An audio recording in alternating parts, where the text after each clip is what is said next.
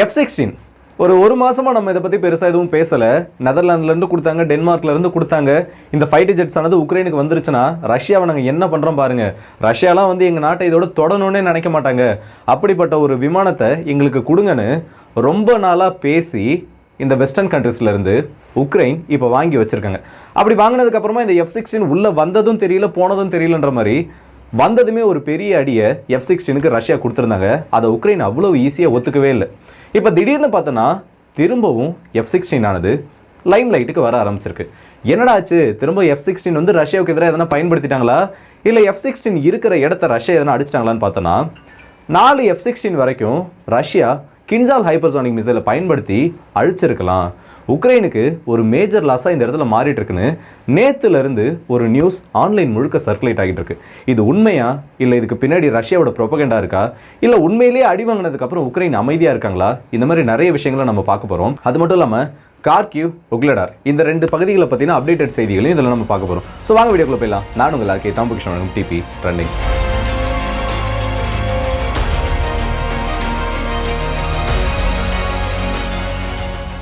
ஸ்டாரகோஸ்டான்டினியூ இது வெஸ்டர்ன் பகுதியில் இல்லை உக்ரைனோட மேற்கு பகுதியில் இருக்கக்கூடிய ஒரு முக்கியமான மாகாணம். ஸ்டாரகோஸ்டான்டினியூ ஏர்ஃபீல்டுன்னு சொல்லலாம். உக்ரைனை பொறுத்த வரைக்கும் இது ரொம்ப ஒரு முக்கியமான ஏர்பேஸ். நான் நிறைய டைம் சொல்லியிருக்கேன்ல, வெஸ்டர்ன் சைடில் நிறைய வந்து இந்த கன்ஸ்ட்ரக்ஷன் சைட் எல்லாம் நடந்துட்டுருக்கு. இந்த ஏர்பேஸஸை ரன்வேஸை எக்ஸ்டெண்ட் பண்ணி கட்டுற மாதிரி உக்ரைன் நிறைய வேலைகளை இந்த இடத்துல பண்ணிட்டு இருக்காங்கன்னு. அதில் ஒரு முக்கியமான ஏர்பேஸ் தான் இது. உக்ரைன் இந்த இடத்துல F-16 நிறுத்தத்துக்கான அந்த ஆயத்த பணிகளில் ஈடுபட்டதுலேருந்து ரஷ்யாவோட மிசைல் ஸ்ட்ரைக்குக்கும் ஷாஹித் ட்ரோன் அட்டாக்குக்கும் அடிக்கடி இந்த ஏர்பேஸ் ஆனது வல்னரபிளாக இருந்துட்டு இருந்துச்சு. திடீர்னு பார்த்தோன்னா நேற்று உக்ரைனோட ஒரு சில வார் பிளாகர்ஸும் ரஷ்யாவோட ஒரு சில நியூஸ் சேனல்ஸ்லையும் ஒரு செய்தியானது வெளியிடப்படுது. ரஷ்யா சைடில் என்ன சொல்கிறாங்கன்னா, கின்சால் ஹைப்பர்சானிக் மிசைல் MiG-31 இருந்து ஏரியல் லான்ச் மூலமா இதை லான்ச் பண்ணுவாங்க. அதிகமாக இந்த மிசைல் ஆனது எப்போ லான்ச் பண்ணணும்னு பார்த்தோன்னா, எடுத்த உடனே இந்த ஒரு ஹைப்பர்சானிக் மிசைலை குறிப்பாக கின்சாலை ரஷ்யா பயன்படுத்த மாட்டாங்க. ரொம்பவே ஒரு முக்கியமான டார்கெட், ஏதாச்சும் உக்ரைனோட ஏர்பேஸ் அடிக்கணும், இல்லை உக்ரைனோட ரன்வேஸை உடைக்கணும், பேட்ரியாட்டை தூக்கணும். இந்த மாதிரி ஒரு சில க்ரைட்டீரியாஸ் வச்சுருக்காங்க. ஏன்னா இந்த மிசைலோட காஸ்ட்ன்றது அதிகம். அப்படி இருக்க மிசைலை அதிகமாக நம்ம உக்ரைனோட ரொம்ப ஈஸியான டார்கெட்ஸுக்கு பயன்படுத்தக்கூடாது. எதை வந்து உக்ரைன் ரொம்ப ஃபோர்ட்டிஃபை பண்ணி வச்சுருக்காங்களோ அதை தூக்கணுன்றதுக்கு ரஷ்யா இவ்வளோ நாள் பயன்படுத்திட்டு இருந்தாங்க. அதில் ஒரு 4 ஹைப்பர்சானிக் மிசைல்ஸை ரஷ்யா நேற்று லான்ச் பண்ணதா ரஷ்யாவோட சோர்ஸஸும் சொல்கிறாங்க. உக்ரைனும் கன்ஃபார்ம் பண்ணியிருக்காங்க. September 26 Russia Kinzhal hypersonic missile, அதை ஹைப்பர்சானிக் பாலிஸ்டிக் மிசைல் அவங்க சொல்லுவாங்க. இந்த மாதிரி ஏர் லான்ச்டு பாலிஸ்டிக் மிசைலை எங்கள் மேலே லான்ச் பண்ணியிருக்காங்க. இது வந்து எந்த ஒரு ஏர்ஃபீல்டில் F-16 அடிச்சிட்டதாக சொல்லியிருக்காங்களோ அதோட அவுட்டர் பில்டிங்ஸை அடிச்சிருக்காங்களே தவிர ரன்வேஸ்க்கோ இல்லை ஏர்போர்ட்டில் இருக்கக்கூடிய மற்ற பகுதிகளுக்கோ எந்த ஒரு டேமேஜும் இல்லைன்னு இந்த அட்டாக் நடந்ததை கன்ஃபார்ம் பண்ணியிருக்காங்க. ஆனால் இதுக்கப்புறம் நடந்தது தான் இந்த இடத்துல இப்போ ஒரு பெரிய பேசு பொருளாக மாறி இருக்கு. ஸோ இந்த அட்டாக் முடிஞ்சதுக்கப்புறம் ரஷ்யாவோட மினிஸ்ட்ரி ஆஃப் டிஃபென்ஸ் டெய்லி அவங்களோட அப்டேட்டை வெளியிடுவாங்கல்ல, டெய்லி ஃபிகர்ஸ் என்ன ஆகியிருக்கு, எந்த இடத்துல எவ்வளோ அட்டாக் பண்ணியிருக்கோம். இதில் இந்த கின்சால் ஹைப்பர்சானிக் மிசைலை லான்ச் பண்ணதை பற்றி எந்த ஒரு அப்டேட்டையும் கொடுக்கல. அதுவே இந்த பக்கம் உக்ரைனை பார்த்தோன்னா உக்ரைனோட மினிஸ்ட்ரி ஆஃப் டிஃபென்ஸ், உக்ரைனோட RBC உக்ரைன், கியூ இண்டிபெண்டன்ட், இந்த மாதிரி ஒரு முக்கியமான ஒரு சில பத்திரிகைகளில் air launched ballistic missile, hypersonic ballistic மிசைலை ரஷ்யா எங்கள் மேலே பயன்படுத்திட்டாங்கன்னு ஒரு விஷயத்தை கன்ஃபார்ம் பண்ணியிருக்காங்களே தவிர ரஷ்யா மட்டும் இதை ஒத்துக்கவே இல்லை. ஏன் ரஷ்யா இதை பற்றி பேசாமல் இருக்காங்க? இது வந்து இந்த மாதிரி ஒரு ஏர்பேஸ் அடிச்சிருக்காங்க, இல்லை F-16 அடிச்சிருக்காங்கன்னா அது ரஷ்யாவுக்கு ஒரு பெரிய விஷயம் தானே. இன்னொரு சில விஷயங்களை தேடி பார்க்குறப்ப தான் ஒரு விஷயம் நம்மளோட கண்களில் படுது. இந்த ஒரு பதிவை பாருங்க. அமெரிக்காவோட NATO வார் இன்ஸ்ட்ரக்டர்ஸ் F-16 விமானத்தை பயன்படுத்துறதுக்கான அந்த ஒரு F-16 விமானி, அமெரிக்காவோட விமானி உள்ள வந்து உக்ரைனோட பைலட்ஸ்க்கு ட்ரைனிங் கொடுத்துட்டு இருக்கவர் இறந்துட்டாருன்னு அவரோட மனைவி போட்டதா ஒரு பதிவானது ஆன்லைன் முழுக்க வைரல் ஆகுது. ஃபேஸ்புக் பதிவு. சரி, அப்படின்னா உக்ரைன் F-16 இழந்துட்டாங்களா, இப்படி இருக்க நபர்கள் கொல்லப்பட்டிருக்காங்களான்னு தேடி பார்த்ததுக்கப்புறம் தான் ஒரு விஷயமானது புரியுது. இந்த போஸ்ட்டில் மென்ஷன் பண்ணியிருக்க அந்த ஒரு அக்கௌண்ட்டில் ஃபேஸ்புக்கில் ஒரு அக்கௌண்ட்டே கிடையாது. அப்படின்னா இதில் நிறைய விஷயங்கள், ஏன்னா வந்து ஒன்று உக்ரைன் இந்த இடத்துல ஏதாச்சும் ஒரு விஷயத்தை மறைப்பாங்க, இல்லை ரஷ்யா வந்து ஏதாச்சும் ஒரு விஷயத்தை மறைப்பாங்க. 2 தரப்புலையும் இந்த மாதிரி இதை பற்றி பெருசாக பேசாமலே இருக்காங்களான்னு பார்க்குறப்ப தான் ஏர்ஃபீல்டுன்றது அடிக்கப்பட்டிருக்கு. இப்படி அடிக்கப்படுறப்போ 2 F-16 அட்லீஸ்ட் 2 F-16 ஆனது இந்த இடத்துல டேமேஜ் பண்ணப்பட்டிருக்கலாம். ரஷ்யாவோட Kinzhal hypersonic missile Russian territory உள்ளேருந்து இந்த MiG-31 விமானங்களால் ஹை ஆல்டிடியூட்லேருந்து தான் இந்த ஹைப்பர்சானிக் மிசைலை லான்ச் பண்ணும். இதை டிடெக்ட் பண்ண உக்ரைனோட ரேடார்ஸ் இந்த பகுதிகளுக்கு அந்த ஏர் ரைட் அலாரம்ன்றதை உடனே ஆக்டிவ் பண்ணியிருக்காங்க. ஆக்டிவ் பண்ணதுக்கப்புறமா உள்ள வர கின்சால் ஹைப்பர்சானிக் மிசைல்ஸ் கிட்டது இந்த விமானத்தை நம்ம காப்பாற்றணும், இந்த விமானத்தை வந்து நம்ம எப்படியாச்சும் ப்ரிவென்ட் பண்ணணும்னு டேக் ஆஃப் பண்ணுறதுக்கு ட்ரை பண்ணியிருக்காங்க. ஆனால் அப்படி டேக் ஆஃப் பண்ணுறதுல ஒரு சில டிலேஸ் ஏற்பட்டதில் மினிமம் 2 F-16 இந்த இடத்துல டேமேஜ் பண்ணப்பட்டிருக்கலான்னு உக்ரைனோட வார் பிளாகர்ஸும் அவங்களோட நியூஸை வெளியிட ஆரம்பிச்சிட்டாங்க. ரஷ்யாவோட சில அத்தன்டிகேட்டட் நியூஸ் சேனல்ஸ் இருக்குது, அவங்களும் வெளியிட ஆரம்பிச்சிட்டாங்க. இப்போ இந்த இடத்துல எல்லாருக்குமே ஒரு டவுட் வரலாம்.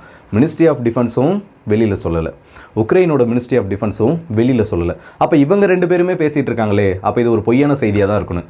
ஆக்சுவலாக இது உண்மையாக இருக்கிறதுக்கான பாசிபிலிட்டிஸ் ரொம்பவே அதிகம். ஃபஸ்ட்டு F-16 உக்ரைன் இழந்தாங்கல்ல, உக்ரைன் விமானத்தை இழந்ததை ரஷ்யாவோட மினிஸ்ட்ரி ஆஃப் டிஃபென்ஸும் சொல்லலை. இதே மாதிரி தான் அவங்களோட டெய்லி ஃபிகர்ஸ்லையும் கணக்கில் காட்டலை. உக்ரைன் இந்த பக்கம் எதுவுமே பேசலை. முதல்ல இந்த விஷயங்களானது உக்ரைனோட சைடில் இருந்தும் ரஷ்யாவோட வார் பிளாகர்ஸ் கிட்ட இருந்து தான் கொஞ்சம் கொஞ்சமாக வெளியில் வர ஆரம்பிச்சது.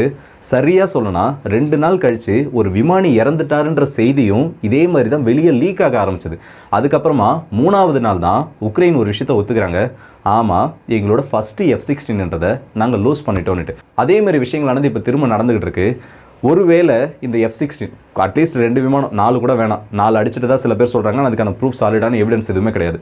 2 விமானங்களாச்சும் இந்த இடத்துல டேமேஜ் பண்ணப்பட்டிருந்துச்சு இல்லை அழிக்கப்பட்டிருந்துச்சுன்னு வைங்க, உக்ரைனுக்கு ஒரு மேஜர் லாஸாக அது இப்போ மாற ஆரம்பிக்கும். ஏன்னா 6ல் ஆல்ரெடி 1 காலி, இப்போ 2ம் போயிடுச்சுன்னா மிச்சம் இருக்கிறது 3 மட்டும்தான். இந்த 2 வந்து நெதர்லாந்தால் கொடுக்கப்பட்ட விமானம்னு சொல்கிறாங்க. ஆனால் இப்போதைக்கு இது ஒரு சின்ன ஸ்மோக்காக, ஒரு புகை மாதிரி மாறி கொஞ்சம் கொஞ்சமாக வெளியில் வர ஆரம்பிச்சிருக்கு.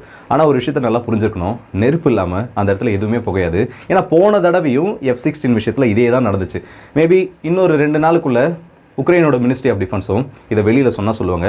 ஆனால் அட்டாக் ஆனது நடத்தப்பட்டிருக்கு. அந்த இடத்துல ரன்வேஸும் அதுக்கு பக்கத்தில் இருந்த ஒரு சில இடங்களும் பாதிப்படையப்பட்டிருக்கு. உக்ரைன் என்ன சொல்கிறாங்கன்னா அவுட்டர் பில்டிங்ஸ் மட்டும் தான் டேமேஜ் ஆகிருக்குன்னு சொல்கிறாங்க.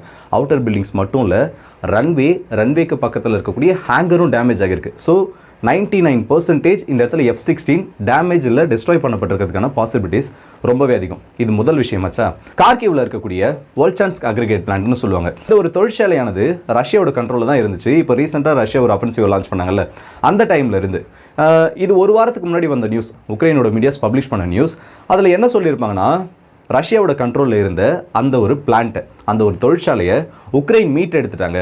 இப்படி உக்ரைன் மீட் எடுத்ததுனால ரஷ்யா இந்த பகுதிகளை விட்டு பின்னோக்கி தள்ளப்படுறாங்க, இல்லை விரட்டி அடிக்கப்படுறாங்க. ரஷ்யா கார்கிவ்ல என்ன பண்ணணும்னு நினச்சிட்டு வந்தாங்களோ அதை அவங்களால இப்போ பண்ண முடியல. உக்ரைனோட வெற்றி இந்த இடத்துல உறுதியாகிடுச்சுன்னு ஒரு நியூஸை வெளியிடுறாங்க. இது அதுக்கான ஸ்க்ரீன்ஷாட் ஒரு வாரத்துக்கு முன்னாடி வெளியிடப்பட்டது. ஆனால் இப்போ அந்த இடத்துல என்ன நடந்துட்டு இருக்கு தெரியுமா? உக்ரைனோட படைகளை உள்ளே வரவிட்டு இந்த பிளான்ட்டை ஒட்டு மொத்தமாக உக்ரைன் ஆக்குபை பண்ணதுக்கப்புறம் ரஷ்யாவோட ஏரியல் அட்டாக் நடத்தப்பட்டு மினிமம் 150 சோல்ஜர்ஸ் ஒரே நாளில் அந்த இடத்துல கொல்லப்பட்டிருக்கலாம். ஆக்சுவலாக ரஷ்யாவோட ட்ராப்பாக இருந்திருக்குது. ஒரு வாரத்துக்கு முன்னாடி நியூஸை இப்படி வெளியிடுறாங்க, ரஷ்யா வந்து பின்னோக்கி போகிறாங்கன்னுட்டு. ஆனால் அவங்க போனதுக்கான காரணம் என்ன? உக்ரைன் இப்போ வந்து ரஷ்யா வந்து லேண்டை பிடிக்கிறத விட உக்ரைனோட ட்ரூப்ஸை ட்ரெயின் பண்ண ஆரம்பிச்சிருக்காங்க. எத்தனை பேர் இதை கவனிக்கிறீங்கன்றது தெரியல. ரஷ்யா அந்த பார்டர்ஸை எக்ஸ்பேண்ட் பண்ணுற அந்த ஒரு கால்குலேஷனை விட உக்ரைனோட ட்ரூப்ஸை ரொம்பவே அதிகமான ரேட்டில் ட்ரெயின் பண்ணிகிட்டு இருக்காங்க. இப்போ இந்த இடத்துல 150 பேர் ஒரு நாளில் உக்ரைனுக்கு லாஸ் ஆகியிருக்குன்னா, அது லேண்டை இழக்கிறத விட, நிலப்பகுதிகளை இழக்கிறத விட உக்ரைனுக்கு ஒரு மேஜரான ப்ராப்ளமாக மாறிக்கிட்டு இருக்கு. ஈஸியாக இவங்க என்ன நினச்சிட்டாங்கன்னா, ரஷ்யா வந்து பின்னோக்கி போகிறாங்க, ரஷ்யா பின்னோக்கி போகிற டைமில் நம்மளோட டிஃபென்ஸ் லைன்ஸை ஸ்ட்ராங் ஆக்கணும்னு இந்த பிளான்ட்டை, இந்த தொழிற்சாலையை ஆக்குபை பண்ண ஆரம்பிக்கிறாங்க. உடனடியாக அடுத்த 2வது நாளே அதை சுற்றியும் அந்த பிளான்ட்டில் ஒரு பகுதியை கூட விடாமல் ரஷ்யாவோட ஆர்ட்லரி, ரஷ்யாவோட கிளைட் பாம்ஸ்ன்றது ஸ்ட்ரைக் பண்ணுது. ஸோ உக்ரைனுக்கு ரஷ்யா செட் பண்ணக்கூடிய அந்த ட்ராப்போட எண்ணிக்கைன்றது நாளுக்கு நாள் அதிகமாகிட்டு இருக்கு. இதுதான் எப்படின்னு பார்த்தோன்னா, உக்லேடரை ஒட்டுமொத்தமாக இப்போ ரஷ்யா என்சர்க்கிள் பண்ணிட்டாங்க. நான் சொல்லியிருந்தேன்ல, யூ ஷேப்பில் இருந்துட்டு இருக்காங்க. அந்த மேப் கூட காமிச்சிருந்தவங்க கிட்ட ஒரே ஒரு எக்ஸிட் பாத் மட்டும்தான் இப்போ உக்ரைனுக்கு இருந்துட்டு இருக்குன்னு. அந்த எக்ஸிட் பாத்தையும் இன்னமும் ரொம்பவே நெருக்க ஆரம்பிச்சிட்டாங்க. 2லேருந்து 3 கிலோமீட்டர் மட்டும்தான். ஆக்சுவலாக அது முன்னாடி எவ்வளோ இருந்துச்சுன்னா 15 கிலோமீட்டர் வைடராக இருந்துச்சு அந்த பகுதி. 15 கிலோமீட்டர் வரைக்கும் அகலத்தோட ரஷ்யாவோட ட்ரூப்ஸ் 3 சைட்லேயும் சுற்றி நின்றுட்டு இருந்தாங்க. ஆனால் இப்போ வெறும் 3 கிலோமீட்டர், 2லேருந்து 3 கிலோமீட்டர் மட்டும்தான் அந்த என்ட்ரன்ஸ் இருக்க அளவுக்கு சுற்றி இன்னும் நெருக்க ஆரம்பிச்சிட்டாங்க. ஸோ உக்ரைனுக்கு இப்போ இருக்கிறது 2 வழி மட்டும்தான். ஒன்று, ரஷ்யாவை ஏற்று சண்டை போடணும், இல்லை ரஷ்யா கிட்ட சரண்டர் ஆகிற மாதிரி ஏதாச்சும் பாசிபிலிட்டிஸ் ஏற்பட்டுச்சுன்னா அந்த இடத்துல விட்டு வெளியே வர முடியாமல் இன்னும் பிரிசனர் ஆஃப் வார்ஸை ரஷ்யாவுக்கு அதிகமாக கொடுக்கணும். அப்படி இல்லையா, இந்த ஒரு வழியை பயன்படுத்தி திரும்ப அவங்களோட ஸ்ட்ரென்த்தை இன்க்ரீஸ் பண்ணுறதுக்காக இந்த இடத்துல வெளியில் வந்தாகணும். ஆனால் இதில் அவங்க சூஸ் பண்ணுறது ஃபஸ்ட் ஆப்ஷனாக தான் இருக்கும். ஏன்னா அவங்களோட இடத்தை விட்டு கொடுக்கக்கூடாதுன்ற அந்த ஒரு வைராகியம். அது மட்டும் இல்லாமல் திரும்ப போனோன்னா இந்த இடத்த நாங்கள் டிஃபெண்ட் பண்ணிட்டு இருக்கோம்னு சொல்லிட்டு வெஸ்டர்ன் கண்ட்ரிஸ் கிட்ட இதை ஒரு நியூஸாக காமிச்சு இவங்களால வெப்பன்ஸ் எதையுமே வாங்க முடியாது. ஸோ இந்த இடத்துல பிஆரும் இருக்குது, அதே மாதிரி உக்ரைனோட அந்த வில் பவரும் இருக்குது. இந்த உக்லடார் பகுதின்றது ரொம்ப மோசமான ஒரு சில ஃபுட்டேஜஸ்லாம் காமிக்க முடியல உங்ககிட்ட. அந்த இடத்துல வந்து இந்த ஒயிட் பாஸ்பரஸ் எல்லாம் யூஸ் பண்ணுறது, ஆக்சுவலாக இந்த ஒயிட் பாஸ்பரஸ் எல்லாம் வந்து சிவிலியன் டார்கெட்ஸ் இருக்க பகுதிகளில் யூஸ் பண்ணக்கூடாது. ஆனால் அந்த மாதிரி வெப்பன்ஸை இப்போ ரஷ்யா நிறைய இடங்களில் இந்த உக்ரைனோட சோல்ஜர்ஸ் எங்கெல்லாம் இருக்காங்களோ அந்த மாதிரி இடங்களில் அதிகமாக பயன்படுத்த ஆரம்பிச்சிருக்காங்க. இதை வந்து சிவிலியன் டார்கெட்ஸ் மேலே யூஸ் பண்ணால் அதுவும் ஒரு வார் கிரைம் தான். எல்லாருக்கும் ஒரு டவுட் ஆனது வரலாம், கார்கிவ்ல எதுக்கு ரஷ்யா திரும்ப வெளியில் போயிட்டு உக்ரைன் அந்த இடத்துல வர வச்சு அடிக்கணும், ரஷ்யா அந்த இடத்துல இருக்கிறப்போ அடிச்சிருக்கலாமேன்னு சொல்லிட்டு. ஆக்சுவலாக நான் ஃபஸ்ட்டு சொன்ன மாதிரியே தான், உக்ரைனுக்கு இந்த இடத்துல ரஷ்யா லேண்டை கேப்சர் பண்ணணுன்ற அந்த ஒரு டார்கெட்டோட உக்ரைனோட அந்த மேன் பவரை போட்டு ஒரு வழியாக்க ஆரம்பிச்சிருக்காங்க. இந்த ஒரு தொழிற்சாலை ஏன் இந்த அளவுக்கு முக்கியமானதுன்னு பார்த்தோன்னா, இதோட அண்டர் கிரவுண்ட் ஃபெசிலிட்டின்றது ரொம்ப அதிகம். ஒரு பங்கராக இதை நம்ம யூஸ் பண்ணலாம். இந்த அசோவா ஸ்டீல் பிளான்ட் ஞாபகம் இருக்கா? இந்த யுத்தத்தோட ஆரம்பத்தில் அதிகமாக வந்து ரஷ்யர்களுக்கு எதிராக உக்ரைன் இதோட அண்டர் கிரவுண்ட் ஃபெசிலிட்டி தான் ஒரு 1000 பேர் மறைஞ்சிருந்து 20 நாளுக்கும் அதிகமாக அந்த இடமானது விழப்போதுன்னு தெரியும். அப்படி இருந்தும் ஒரு 21 நாள் வரைக்கும் ரஷ்யாவோட சோல்ஜர்ஸ் அந்த இடத்துல டிஃபெண்ட் பண்ணாங்க, லிமிட்டட் ரிசர்வ்ஸை வச்சுக்கிட்டு. ஸோ அப்படிப்பட்ட ஒரு இடத்துல உக்ரைனை வரவிட்டு அடிக்கிறது இந்த இடத்துல ரஷ்யாவோட ஒரு ஸ்ட்ராட்டஜியாக மாறி இருக்கு. இதுக்கு நடுவில் அமெரிக்கா கிட்ட இருந்து ஒரு அனௌன்ஸ்மெண்ட் ஆனது வந்திருக்கு. கமலா ஹாரிஸ் என்ன சொல்லியிருக்காங்கன்னா, புதின் இல்லை ட்ரம்ப் இவங்க 2 பேரை பற்றி பேசணும்னா உக்ரைனை பற்றி நீங்கள் ஃபஸ்ட்டு நினச்சி பாருங்கள். புதின் கூட ஒரு பேச்சுவார்த்தைக்கு போகணும்னு சொல்லக்கூடிய ஒரு தலைவர், இல்லை புதினை வந்து நான் இந்த இடத்துல அமைதி பேச்சுவார்த்தைக்கு எடுத்துகிட்டு வருவேன்னு சொல்லக்கூடிய ஒரு தலைவரை நம்ம சூஸ் பண்ணவே கூடாது. உக்ரைன் இந்த இடத்துல ஜெயிக்கணும், உக்ரைன் ஜெயிக்கிறது மட்டும்தான் அமெரிக்காவோட இன்ட்ரெஸ்ட்டாக இருக்கணுன்ற மாதிரி நிறைய விஷயங்களை பேச ஆரம்பிச்சிருக்காங்க. ஆனால் இந்த இடத்துல உக்ரைனை பொறுத்த வரைக்கும் எந்த அளவுக்கு ஒரு அமைதி பேச்சுவார்த்தைக்கு சீக்கிரம் போகிறாங்களோ, அதில் உங்களோட கண்டிஷன்ஸ் நீங்கள் என்னெல்லாம் வைக்காமல் போங்க, எந்த அளவுக்கு சீக்கிரம் இந்த இடத்துல அமைதியை கொண்டு வரீங்களோ அது உக்ரைனுக்கு நல்லது. ஏன்னா ரஷ்யாவோட ஸ்ட்ராட்டஜின்றது இப்போ மாற ஆரம்பிக்குது. இந்த யுத்தமானது இன்னும் இப்படியே நீண்டுக்கிட்டே போச்சுன்னா ஆட்களுக்கான பற்றாக்குறையே ஏற்படும். ஆக்சுவலாக இது வந்து உக்ரைனை இப்போ ப்ரெசென்ட்டில் பாதிக்காது, வரப்போகிற அவங்களோட ஃப்யூச்சர் அந்த மாதிரி நிறைய பிரச்சனைகளை இது வருங்காலங்களில் ஏற்படுத்தும். ஸோ உக்ரைன் முடிஞ்ச அளவுக்கு இந்த யுத்தத்தை சீக்கிரம் முடிக்கிறதுக்கு பார்க்கணும்.